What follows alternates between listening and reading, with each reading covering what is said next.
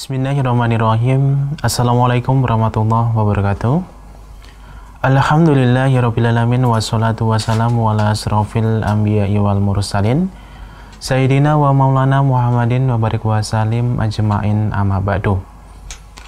Baik para pemirsa dan pendengar dari Rumaiso TV dan juga di Radio DS, kembali lagi bersama kami tentunya dalam program live dari kajian bersama beliau Ustadz Muhammad Abdul Twasikal, yang mana di kesempatan sore hari ini kita kembali akan membahas tentang kitab Syama'il Muhammadiyah karya Imam Tirmizi dengan tema yaitu cara Nabi Shallallahu Alaihi Wasallam membaca Al-Quran.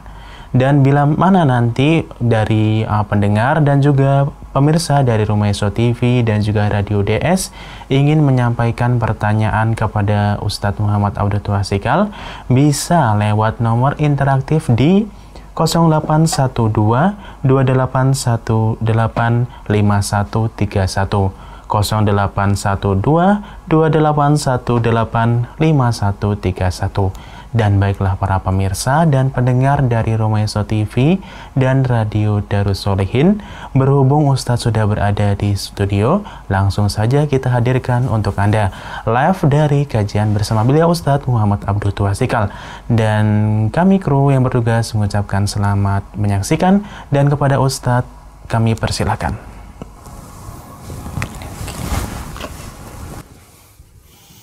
Bismillahirrahmanirrahim. Assalamualaikum warahmatullahi wabarakatuh. Alhamdulillah, wassalatu wassalamu ala rasulillah wa ala alihi wa man tabi'ahum bi ihsanin ila yaumiddin. Allahumma inna nas'aluka ilman nafi'a wa rizqan thayyiba wa amalan mutaqabbala. Puji syukur kita panjatkan pada Allah. Salawat dan salam semoga tercurah pada Nabi besar kita Muhammad sallallahu alaihi wasallam. Baik, pada kesempatan siang menjelang sore ini kita kembali mengkaji Syama'il Muhammadiyah karya Imam Tirmizi tentang kali ini masih puasa Nabi SAW dan bagaimana Nabi SAW baca Al-Quran. Baik, kita lihat tinggal sedikit hadis tentang masalah puasa, lalu kita lanjut dengan qiraah, yaitu bagaimana Nabi SAW membaca Al-Quran. Monggo. Hadis 313. Muhammad bin Ismail bercerita kepada kami. Ia berkata, Abdullah bin Shalih bercerita kepada kami. Ia berkata, Muawiyah bin Shalih bercerita kepada kami dari Amr bin Qais bahwa ia pernah mendengar Asim bin Humaid. Ia berkata, aku mendengar Auf bin Malik berkata, aku pernah bersama Rasulullah Shallallahu Alaihi Wasallam di suatu malam. Lalu beliau bersiwak, kemudian berwudu, dan kemudian sholat. Aku pun ikut sholat bersamanya. Kemudian beliau memulai sholatnya dan membaca surat Al-Baqarah. Setiap beliau membaca ayat rahmat, maka beliau berhenti dan meminta rahmat Allah. Dan setiap membaca ayat azab, maka beliau berhenti dan berlindung dari azab. Kemudian beliau ruku dan tetap ruku yang lama seperti berdirinya. Kemudian beliau membaca dalam rukuknya, Subhana dzil jabarutil wal malakuti wal kibriya wal azamah. Baca. Maha suci Rob yang memiliki hak memaksa, kerajaan, kesombongan, dan keagungan. Kemudian beliau sujud yang lamanya sama dengan rukuknya. Kemudian membaca doa dalam sujudnya. Subhana dzil jabaruti wal malakuti wal kibriya wal azamah. Maha suci Rob yang memiliki hak memaksa, kerajaan, kesombongan, dan keagungan. Kemudian, pada rakaat kedua, membaca surat Al-Imran.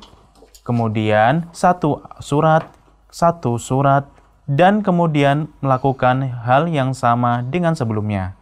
Nah, lihat, Nabi SAW kemudian, tadi bacaan ruku dan sujudnya sama, yaitu Subhana dzil jabaruti wal malakuti wal kibriya wal azamah. Dan bacaan ini sebenarnya sama seperti bacaan iftitah, tapi bacaan iftitah itu Allahu Akbar dzul malakuti wal jabaruti wal kibriya wal azamah. Kalau di sini ruku dan sujudnya Subhana dzil jabaruti wal malakuti wal kibriya wal azamah. Kemudian setelah itu beliau membaca surat Ali Imran, kemudian satu surat lagi, beliau lakukan semisal itu. Lantas Hadis ini sebagaimana yang sudah jelas tidak berkaitan dengan masalah puasa Nabi Shallallahu Alaihi Wasallam. Bisa jadi yang paling mendekati, yang benar, wallahu alam, adalah berkaitan dengan bab tentang ibadah Nabi Shallallahu Alaihi Wasallam dan sholat beliau di waktu malam. Nah, jadi kalau mau dimasukkan hadis ini, sebenarnya tidak masuk dalam masalah puasa, namun nanti bahas tentang masalah sholat malam yang di bab yang sudah kita lewati. Terus, perkataan Auf, aku pernah bersama Rasulullah Shallallahu Alaihi Wasallam pada suatu malam. Kemudian beliau bersiwak, kemudian berwudu. Di antara petunjuk Nabi Shallallahu Alaihi Wasallam adalah bersiwak sebelum berwudu. Jadi yang sesuai tuntunan adalah bersiwak sebelum wudu. Lantas? Dan juga bersiwak sebelum sholat. Disebutkan di dalam Sahih Muslim dari Abu Hurairah, dari Nabi Shallallahu Alaihi Wasallam, beliau bersabda, Laula an asyukka ala ummati la amartuhum bisiwaki inda kulli sholatin. Baca artinya? Seandainya aku tidak memberatkan umatku, maka pasti aku akan menyuruh mereka untuk bersiwak setiap hendak sholat. Dan bersiwak di dalam masjid itu tidaklah mengapa. Syahih Muslim berkata, adapun bersiwak di dalam masjid, maka aku tidak mengetahui ada ulama yang memakruhkannya. Bahkan riwayat-riwayat yang ada menunjukkan bahwa kaum salaf biasa bersiwak di dalam masjid. Dan yang termasuk kesalahan adalah seseorang sibuk bersiwak sampai-sampai terlambat takbiratul ihram. Nah, lihat. Adapun siwak di masjid, famamil tu ahadam minal ulama karohahu. Yang jelas tidak dilarang ya oleh satu ulama pun. Bahkan asar-asar menunjukkan bahwasanya para salaf itu bersiwak ketika mereka berada di masjid. Namun tidak boleh seseorang itu, kata Syekh di sini, suatu kekeliruan kalau ada yang menyibukkan diri dengan siwak sampai ketinggalan takbiratul ihram. Karena mungkin ada yang telat, terus dia sibukkan diri siwak dulu, takbiratul ihram itu jadi telat. Nah, terus perkataannya, kemudian beliau memulai sholatnya dan membaca surah Al-Baqarah. Maksudnya, memulai dari awal surat. Setiap beliau membaca ayat rahmat, maka beliau berhenti dan meminta rahmat Allah. Dan setiap membaca ayat azab, maka beliau berhenti dan berlindung dari azab. Kemudian menghentikan bacaannya dan memohon kepada Allah. Misalnya, jika beliau membaca ayat yang mengandung rahmat berupa kenikmatan, pahala atau yang semisalnya, maka beliau menghentikan bacaannya dan memohon kepada Allah. Allahumma inni as'aluka min fadlik. Ya Allah, aku memohon karuniamu darimu. Kemudian beliau Shallallahu Alaihi Wasallam melanjutkan lagi bacaannya. Dan jika membaca ayat yang mengandung kemurkaan dan azab, maka beliau berhenti dan berlindung kepada Allah. Allahumma inni a'udzubika min sakhatik. Ya Allah, aku berlindung kepadamu dari kemurkaanmu. Aktivitas seperti ini dapat dilakukan. Nah, ini tadi ya. Ini kalau bertemu dengan ayat rahmat, nikmat, sebut pahala, maka Nabi SAW ucapkan Allahumma inni as'aluka min fadlik. Namun kalau bertemu dengan ayat azab, siksa, beliau membaca Allahumma inni a'udzubika min sakhatik. Kalau yang pertama tadi Allahumma inni as'aluka min fadlik, ya Allah aku mohon karuniamu. Kalau doanya Allahumma inni a'udzubika min sakhatik, ya Allah aku berlindung dari kemurkaanmu.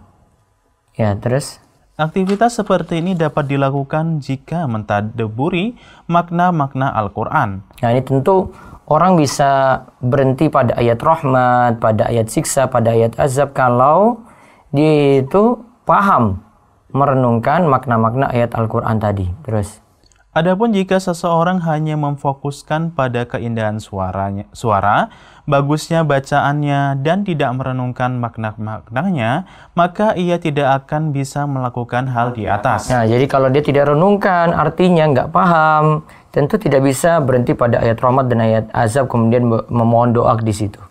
Terus dan hadis ini menjadi dalil disyariatkannya perbuatan Nabi di atas dan disenangi. Terlebih lagi di dalam sholat sunnah. yaitu ketika seseorang berhenti membaca ketika membaca ayat yang mengandung azab untuk memohon perlindungan kepada Allah dari azabnya, dan berhenti juga ketika membaca ayat yang mengandung rahmat untuk meminta kepada Allah karunia-Nya. Terus. Perkataannya, kemudian beliau Shallallahu Alaihi Wasallam ruku dan tetap ruku, yang lama seperti berdirinya. Kemudian maksudnya, lamanya ruku kira-kira sama dengan lamanya membaca surat Al-Baqarah secara sempurna. Kemudian beliau membaca dalam rukunya, Subhana zil jabarut wal malakut wal kibriya wal azomah. Maha suci Rob yang memiliki hak memaksa, kerajaan, kesombongan, dan keagungan. Ini adalah bacaan yang agung dan dianjurkan seorang muslim untuk membacanya ketika ruku dan sujud.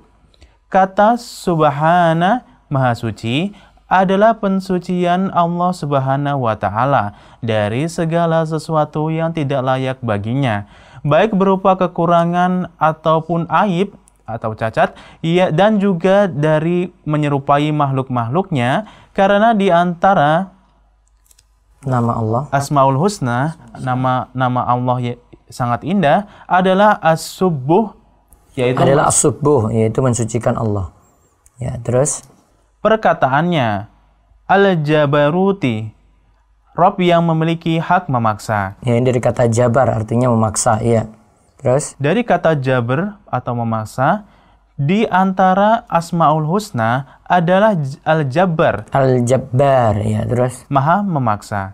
Arti yang memiliki hak memaksa. Allah yang Maha Suci adalah Al-Jabbar yang memaksa hati-hati yang hancur untuk pulih kembali.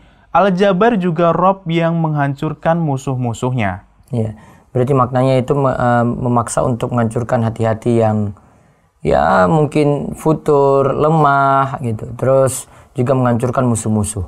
Terus wal malakut, ya. Perkataannya, kerajaan, maksudnya adalah pemilik kerajaan. Di antara Asmaul Husna adalah Al-Malik, yang artinya Rob yang memiliki semua kerajaan. Ya. Terus kibriya wal azamah. Perkataan kesombongan dan keagungan. Ini adalah dua sifat yang Allah yang Maha Mulia lagi Maha Tinggi memiliki secara khusus. Barang siapa yang mengklaim bahwa dirinya berhak sombong dan memiliki keagungan, maka Allah akan mengazabnya pada hari kiamat nanti. Ya, terus perkataannya, wal kibriya wal azamah tadi ini di antara sifat Allah. Dua nama ini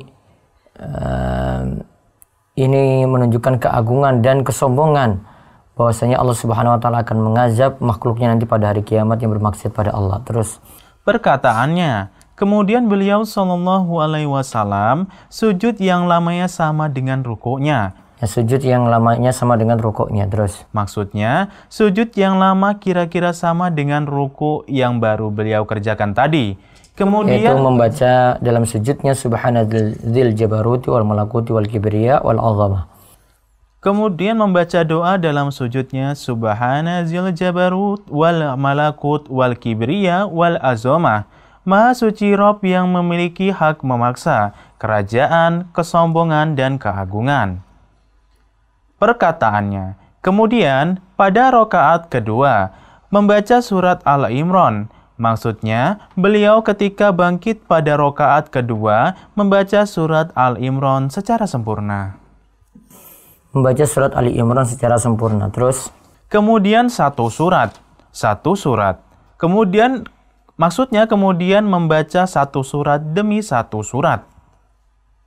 Maksudnya baca satu surat kemudian satu surat lagi. Terus dan beliau Shallallahu Alaihi Wasallam melakukan hal yang sama dengan sebelumnya. Maksudnya, ruku dengan lamanya ruku kira-kira sama dengan lamanya berdiri sebelumnya, dan sujud dengan lamanya sujud kira-kira sama dengan lamanya ruku sebelumnya. Jadi antara seperti kita jelaskan sebelumnya tentang ibadah Nabi, ruku dan sujudnya itu hampir sama ya untuk lamanya tadi. Berarti bacaan Subhanadzil jabaruti wal malakuti wal kibriya wal azama itu dibaca bisa berulang kali di ketika ruku dan sujud. Nah, sekarang kita beralih pada bagaimana Nabi Shallallahu Alaihi Wasallam itu membaca Al-Quran. Bisa dibaca. Bab 44. Qiraah Rasulullah Shallallahu Alaihi Wasallam. Yang dimaksud dengan qiraah Rasulullah Shallallahu Alaihi Wasallam di sini adalah qiraah Al-Quran Al-Karim. Dilihat dari sisi mengeraskan suara untuk membacanya secara pelan, dari sisi berhenti waqaf dan mat panjang, bacaan panjang, dari sisi tartil membaca dengan pelan, dari sisi memerdukan suara, dan yang lainnya yang berkaitan dengan qiraah Al-Quran Al-Karim oleh Nabi kita Sallallahu Alaihi Wasallam. Jadi membaca Al-Quran di sini dimaksudkan, yang dibahas adalah tentang bagaimana kerasnya suara beliau ketika membaca, atau sirnya beliau, wakafnya bagaimana, kemudian panjangnya seperti apa, tartilnya seperti apa, membaguskan suaranya seperti apa, dan yang berkaitan dengan membaca yang lainnya. Terus Hadis 314. Qutaibah bin Sa'id bercerita kepada kami. Ia berkata, Al-Laits bercerita kepada kami dari Ibnu Abi Mulaikah, dari Ya'la bin Mamlak, bahwa ia bertanya kepada Ummu Salamah tentang qiraah Rasulullah Shallallahu Alaihi Wasallam. Ternyata Ummu Salamah menerangkan cara membacanya secara detil untuk huruf demi satu huruf.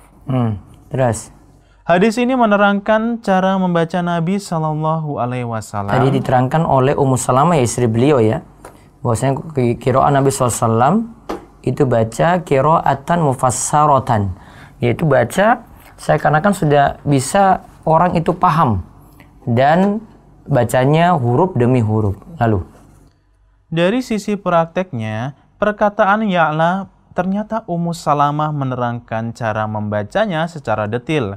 Maksudnya Ummu Salamah menerangkan cara membaca Nabi Shallallahu Alaihi Wasallam, yaitu membacanya dengan detil. Cara membaca dikatakan detil jika membacanya dengan pelan-pelan dan perlahan. Nah, lihat, kalau mau baca detail tentu dengan pelan-pelan dan perlahan. Terus Serta berhenti atau waqaf pada tempat-tempat yang sesuai untuk waqaf. Cara membaca seperti ini disebut detil karena cara membaca di sini disebut mufassarah. Fassarah di sini kalau diterjemahkan detail tadi. Jadi bacanya itu detail sekali, berarti huruf demi huruf itu jelas. Ya, terus karena cara membaca seperti ini memudahkan bagi orang yang membacanya dan orang yang mendengarnya untuk bisa memahami dan akhirnya karena bacanya itu detail seperti itu, mufassarah seperti itu, jadi mudah paham dan mudah untuk merenungkan. Lantas ini adalah tujuan yang utama dari diturunkannya Al-Quran. Ya, karena Al-Quran itu turun untuk dipahami dan ditadabburi. Lalu Allah hanya menurunkan Al-Quran kepada hamba-hambanya agar mereka mentadabburi ayat-ayatnya dan memahami maksud-maksud Allah dalam ayat-ayat tersebut. Perkataannya, satu huruf demi satu huruf. Ini adalah penjelasan dari perkataan Ummu Salamah secara detil. Artinya bahwa Nabi Shallallahu Alaihi Wasallam membacanya dengan pelan dalam mengucapkan huruf dan kalimat, sehingga semua suaranya sangat jelas dan dapat dipahami. Nah, sekarang kita dapat kesimpulan, berarti sifat bacaan Nabi SAW itu mufassarah. Apa makna mufassarah? Kata Syekh Abdul Razak, yatarassal fi ikhrajil huruf. Beliau itu jelas kalau mengeluarkan huruf-huruf yang ada. Jadi ketika kata itu keluar, wadihatan, bayyinatan, fatufham. Ketika kalimat itu diucap oleh Nabi SAW, maka jelas. Fatufham, langsung dipahami. Ya, lantas. Hadis 315. Nah, sekarang 315. Muhammad bin Bashar bercerita kepada kami. Ia berkata, Wahab bin Jarir bin Hazim bercerita kepada kami. Ia berkata, ayahku berkata kepadaku dari Qatadah. Ia berkata, aku bertanya kepada Anas bin Malik, bagaimana cara membaca Rasulullah Shallallahu Alaihi Wasallam? Ia menjawab, secara panjang, mat. Ya, terus keterangannya coba lihat Ini singkat. Kaifa kanat qira'atu Rasulillah SAW, bagaimana cara Rasulullah SAW itu membaca Al-Quran, disebut maddan. Apa makna maddan? Ada di keterangan di bawah. Perkataan Anas, secara panjang atau mad, maksudnya qiraah Nabi Shallallahu Alaihi Wasallam adalah secara panjang atau mad. Artinya beliau Shallallahu Alaihi Wasallam memanjangkan bacaan yang memang harus dibaca panjang. Ini adalah penjelasan dari sebagian cara qiraah Nabi Shallallahu Alaihi Wasallam.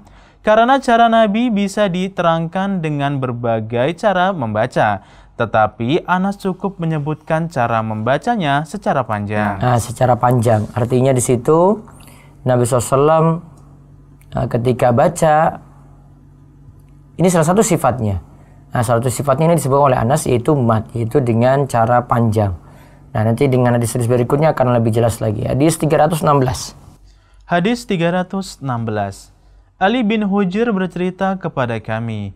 Ia berkata, Yahya bin Sa'id Umawi bercerita kepada kami. Dari Ibnu Juraij, dari Ibnu Abi Mulaikah, dari Ummu Salamah, ia berkata, Nabi Shallallahu Alaihi Wasallam biasa memutus-mutus bacaannya. Beliau membaca Alhamdulillahirabbil alamin, kemudian berhenti, kemudian membaca lagi Ar-Rahmanir-Rahim, kemudian berhenti, kemudian membaca lagi Maliki Yaumiddin. Nah, lihat, beliau baca di sini dikatakan oleh Ummu Salamah, Nabi SAW itu yuqatti qira'atahu yakul. Jadi beliau itu biasanya memotong bacaannya, yaitu ketika sudah baca satu ayat Alhamdulillahirabbil alamin berhenti. Terus baca lagi Ar-Rahmanir-Rahim berhenti. Kemudian Maliki Yaumiddin berhenti. Lalu perkataan Ummu Salamah, Nabi Shallallahu Alaihi Wasallam biasa memutus-mutus bacaannya. Maksudnya membagi-baginya dan berhenti di setiap akhir ayat. Oleh sebab itu ia memberikan contoh. Beliau membaca Alhamdulillahirabbil alamin. Kemudian beliau berhenti. Kemudian membaca lagi Ar-Rahmanir-Rahim. Kemudian berhenti. Kemudian membaca lagi Maliki Yaumiddin. Ini membantu untuk memahami dan mentadaburi maknanya. Kalau kita bacanya itu pelan-pelan seperti itu, makin mudah paham dan makin mudah memahami tadi apa yang dibaca. Karena ada waktu untuk merenung. Jadi setelah baca satu ayat berhenti, ini ada waktu untuk merenung di situ. Terus. Hadis 317. Qutaibah bercerita kepada kami. Ia berkata, Al-Laits bercerita kepada kami dari Muawiyah bin Shalih, dari Abdullah bin Abi Qais. Ia berkata, aku bertanya kepada Aisyah tentang bacaan Nabi Shallallahu Alaihi Wasallam. Apakah beliau membaca dengan pelan, syir, atau keras, jahar? Ia menjawab, itu semua beliau lakukan. Terkadang beliau membaca dengan pelan dan kadang-kadang membaca dengan keras. Aku berkata, segala puji bagi Allah yang telah memberikan kelapangan atau kelonggaran dalam masalah ini. Nah, ini tentang hadis lagi. Kullu dzalika, ini tentang qiraah Nabi SAW. Apakah Nabi SAW itu jaharkan atau sirkan? Dijawab oleh Aisyah, Nabi SAW kadang lakukan itu, kadang lakukan ini. Yaitu kadang Nabi SAW sir, kadang juga jahar. Ya, faqultu alhamdulillahilladzi ja'ala fil amri sa'ah. Ja'ala fil amri sa'ah. Segala puji bagi Allah yang menjadikan segala urusan itu lapang, itu mudah. Nah, dibaca ada keterangan di bawah. Perkataan Abdullah, aku bertanya kepada Aisyah tentang bacaan Nabi Shallallahu Alaihi Wasallam. Apakah beliau membaca dengan pelan atau syir atau keras atau jahar?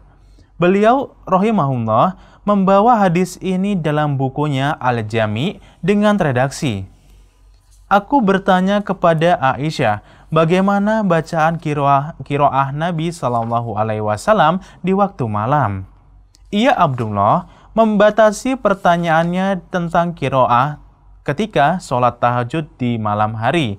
Ia menjawab, itu semua beliau lakukan. Jadi kalau ada yang mau sholat malam, dia boleh baca jahar, boleh baca sir. Terserah mana yang manfaat untuk dia nantinya. Karena di sini dilakukan oleh Nabi SAW, kadangnya jahar, kadang itu sir. Lalu kemudian ia menjelaskan dengan mengatakan, terkadang beliau membaca dengan pelan dan kadang-kadang membaca dengan keras. Maksudnya bahwa Nabi SAW ketika sholat tahajud kadang membaca dengan suara keras dengan kadar yang dapat didengar oleh orang yang posisinya dekat dengan beliau, tetapi tidak sangat keras sekali. Dan kadang membaca dengan pelan sehingga siapapun tidak dapat mendengar bacaannya, meskipun posisinya dekat dengan beliau. Ini sifat bacaan beliau. Terus lanjut. Perkataan Abdullah. Ini Abdullah bin Abi Qais. Ini perkataan Abdullah bin Abi Qais yang tanya pada Aisyah. Ya. Aku berkata, yang berkata di sini adalah Abdullah bin Abi Qais. Segala puji bagi Allah yang telah memberikan kelapangan atau kelonggaran dalam masalah ini, yang menjadikan masalah ini lapang serta mudah bagi kita. Jika kita mau, maka kita boleh membaca dengan keras, dan jika kita mau, maka boleh membaca dengan pelan. Kemudian dibolehkan secara syar'i, dan yang paling utama adalah ia melakukan cara yang membantunya untuk bisa lebih khusyuk. Jadi kalau ada yang tanya sholat malam, dia tahajud sendirian, dia mau jaharkan atau lirihkan, itu nanti tergantung masing-masing orang, mana yang membuat dia itu makin khusyuk. Kalau memang untuk mengulang bacaan dia mesti keras, ya sudah dikeraskan. Kalau memang dia lirih lebih khusyuk, ya berarti lirih. Jadi masing-masing orang seperti itu, ya tergantung ya. Terus Hadis 318. Mahmud bin Ghailan bercerita kepada kami. Ia berkata, Waqi' bercerita kepada kami. Ia berkata, Mis'ar bercerita kepada kami. Dari Abul A'la Al-Abdi, dari Yahya bin Ja'dah, dari Ummu Hani, ia berkata, aku pernah mendengar bacaan Nabi SAW ketika malam. Dan waktu itu aku sedang berada di atas tempat tidurku, Arsy.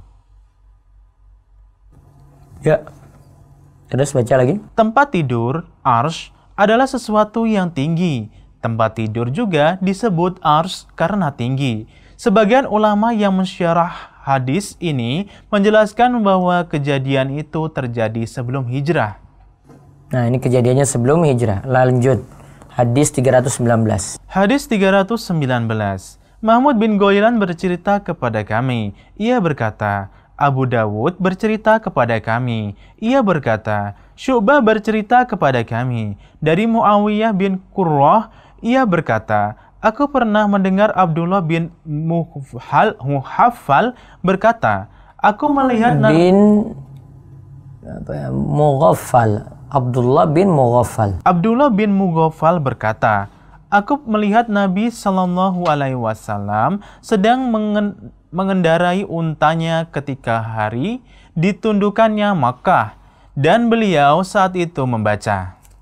Ya, terus. Inna fatahna laka fathan mubina wa liyaghfira lakallahu ma taqaddama min dzambika wa ma ta'akhkhar. Al-Fatah ayat 1 dan 2 dibaca. Sesungguhnya kami telah memberikan kepadamu kemenangan yang nyata, supaya Allah memberi ampunan kepadamu terhadap dosamu yang telah lalu dan yang akan datang. Quran Surat Al-Fat ayat 1-2. Ia berkata, beliau SAW membacanya dan mengulanginya. Ia berkata, Muawiyah bin Qurrah berkata, seandainya bukan karena banyaknya orang di sekitarku, maka pasti aku akan memberikan contoh iramanya. Atau ia berkata lagunya. Ya, terus. Perkataan Abdullah, aku melihat Nabi SAW sedang mengendarai untanya ketika hari ditundukannya Mekah. Yang dimaksud dengan fat di sini adalah perjanjian Hudaybiyah. Perkataannya, dan beliau saat itu membaca, sesungguhnya kami telah memberikan kepadamu kemenangan yang nyata, supaya Allah memberi ampunan kepadamu terhadap dosamu yang telah lalu dan yang akan datang. Quran Surat Al-Fat ayat 1-2. Ia berkata, ayat 1-2, ya, terus. Beliau SAW membacanya dan mengulanginya. Faqara'a wa rajja'a. Nabi SAW itu membacanya terus ulang-ulang lagi. Ya, seperti kita pernah sebut juga Nabi SAW itu kadang baca suatu surat atau satu ayat ya. Satu ayat itu bisa dari malam sampai subuh. Ya, di dalam sholat malam Nabi SAW beliau baca satu ayat dari malam sampai subuh. Sudah pernah kita jelaskan di Syama'il Muhammadiyah ini. Terus. Mengulangi artinya membaca lagi. Bacaan yang sama. Dikataan roja'ah maksudnya adalah membaca ulang bacaannya tadi. Akan tetapi maksudnya di sini sebagaimana yang ditunjukkan untuk konteksnya adalah memperindah suara bacaannya. Jadi beliau memperindah suara bacaannya. Lalu perkataan Muawiyah bin Qurrah, seandainya bukan karena banyaknya orang di sekitarku, maka pasti aku akan berikan contoh iramanya. Atau ia berkata, lagunya. Kalimat ini, wallahu alam, menjelaskan bahwa yang dimaksud dalam tarji, mengulang, adalah memerdukan suara bacaan Al-Quran. Jadi makna lainnya, selain mengulang tadi berarti memerdukan bacaan Al-Quran. Berarti dalam membaca Al-Quran dengan suara merdu, dengan suara bagus. Ya, boleh disenandungkan ketika itu. Terus. Hadis ini juga menjadi dalil bahwa melakukan sesuatu yang mengakibatkan orang berkumpul untuk melakukan fitnah atau maksiat adalah sesuatu yang tercela. Ya. Lanjut. Hadis 320. Fa fi dalilun ala anna irtikai ma yujibu ijtima'in nas 'alaihi istima'an yuaddi ila fitnah aw maksiyah amrun madhmum. Daripada kalimat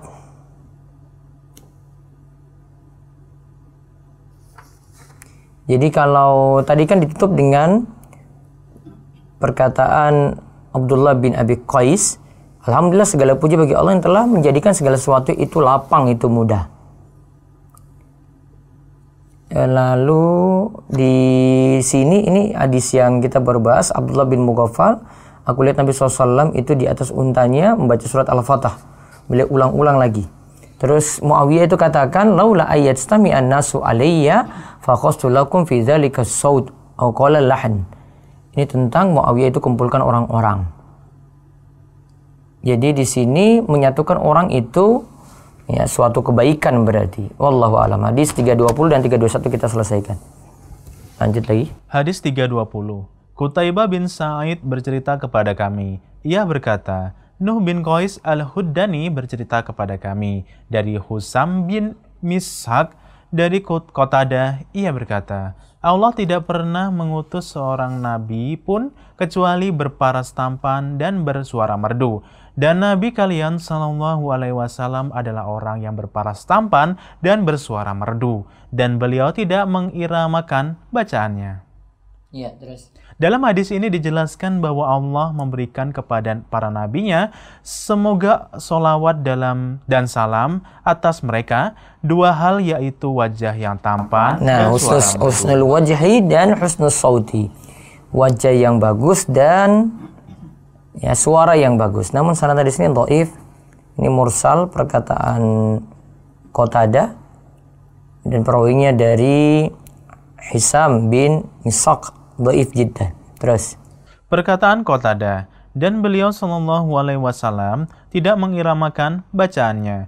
Maksudnya adalah irama nyanyian. Karena qiraah, bacaan, dengan mengikuti irama nyanyian akan menghilangkan unsur khusyuk yang merupakan tujuan dari aktivitas qiraah tersebut. Jadi bukan dengan irama nyanyian gitu, bukan. Terus. Sedangkan irama yang memperindah suara dan membaguskannya tanpa dibuat-buat sudah dijelaskan dalam hadis sebelumnya bahwa hal itu disyariatkan. Membaguskan suara tanpa dibuat-buat. Jadi memang ya bacaannya benar, dia perhatikan tajwidnya, nah kemudian dia suarakan dengan bagus. Nah itu yang dimaksud. Lanjut. Hadis 321. Hadis 321. Abdullah bin Abdirrahman bercerita kepada kami. Ia berkata, Yahya bin Hasan bercerita kepada kami. Ia berkata, Abdurrahman bin Abis Zinad bercerita kepada kami. Dari Amr bin Abi Amr, dari Ikrimah, dari Ibnu Abbas, ia berkata, qiraah Nabi Shallallahu Alaihi Wasallam dapat didengar orang yang berada di dalam kamar, padahal waktu itu beliau sedang berada di dalam rumah. Perkataan Ibnu Abbas, qiraah Nabi Shallallahu Alaihi Wasallam dapat didengar orang yang berada di dalam kamar, padahal waktu itu beliau sedang berada di dalam rumah. Ini menjelaskan hadis sebelumnya bahwa Nabi Shallallahu Alaihi Wasallam jika mengeraskan bacaannya ketika sholat malam, kadar kerasnya suara tersebut hanya bisa didengar oleh orang yang posisinya dekat dengan beliau, karena beliau tidak mengeraskannya dengan suara yang sangat keras. Nah, di sini disebutkan karena qiraatun Nabi SAW rubbama yasma'uha man fil hujra wa huwa fil bait. Nabi SAW itu mengeraskan bacaannya atau membaca surat. Ada orang dalam kamar yang dalam rumah juga bisa mendengar bacaan tersebut. Ini menunjukkan bahwa Nabi SAW itu kadang menjaharkan dalam sholat malam untuk bacaannya tadi dengan kadar yang bisa didengar oleh orang yang dekat dengannya. Jadi bukan beliau itu meninggikan dengan suara yang lantang sekali ya sampai mungkin tetangga-tetangga itu dengar, bukan, cukup dengan orang yang di dalam rumah saja. Nah, itu tentang bagaimana cara Nabi SAW baca Al-Quran. Kesimpulan kita, kadang Nabi SAW itu membacanya huruf demi huruf mufassarah. Disebut huruf satu demi satu sampai ya itu dipahami. Kemudian ada juga di sini disebutkan beliau memperhatikan mat, yaitu panjangnya. Juga wakaf, yaitu berhenti satu ayat demi ayat gitu. Terus juga Nabi SAW itu disebutkan membacanya di atas unta tadi. Lantas yang terakhir, beliau memperbagus bacaannya, kadang melakukan tarji, diulang-ulang, ya. Dan Nabi SAW sendiri yang terakhir tadi disebut, suaranya ya kadang memang suaranya jahar, kadang lirih, termasuk juga dalam sholat malam. Namun Nabi SAW kalau suaranya itu keras, cukup didengar oleh orang yang ada di dalam rumah saja. Demikian yang kita bahas. Mungkin karena sudah azan asar, kita tidak bisa lanjutkan dengan tanya jawab. Insya Allah nanti malam ada tanya jawab dengan tema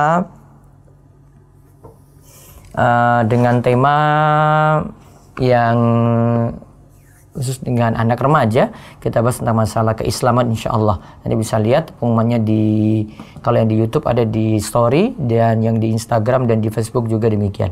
Baik, demikian yang kita bahas, mudah-mudahan manfaat, dan kita ketemu lagi besok siang di jam yang sama insya Allah. Subhanakallahumma bihamdika asyhadu an la ilaha illa anta astaghfiruka wa atubu ilaik. Assalamualaikum warahmatullahi wabarakatuh. Waalaikumsalam warahmatullahi wabarakatuh. Baik para pemirsa dan pendengar dari Rumaisa TV dan Radio DS, itu tadi telah kami hadirkan untuk Anda, yaitu live dari kajian bersama beliau Ustadz Muhammad Abdul Tuasikal dengan pembahasan ataupun tema cara Nabi Shallallahu Alaihi Wasallam membaca Al-Quran, diambil dari kitab Syama'il Muhammadiyah karya Imam Tirmizi. Dan para pemirsa dan pendengar dari Rumaisa TV dan Radio DS, jangan lewatkan kajian yaitu pada pukul 16.45 sampai 17.30 dengan tema kisah pasukan gajah, diambil dari buku ringkasan Al-Bidayah wal An-Nihayah karya Imam Ibnu Katsir rahimahullah, sekaligus belajar menulis bahasa Arab ya, yang nanti tentunya akan dibawakan oleh beliau Ustadz Muhammad Abdul Tuasikal. Dan nanti malam tepatnya pada pukul 20 sampai 20.45 yaitu tiap pada tarawih akan diadakan juga kajian bersama beliau Ustadz Muhammad Abdul Tuasikal yang akan membawakan tema tidak cukup mengakui diri muslim. Dan segitu dulu para pendengar yang bisa kami sampaikan untuk Anda. Semoga bermanfaat, dan kami tutup perjumpaan kita pada kesempatan kali ini dengan membaca doa kafaratul majelis. Subhanakallahumma wa bihamdika asyhadu an la ilaha illa anta astaghfiruka wa atubu ilaik. Wassalamualaikum warahmatullahi wabarakatuh.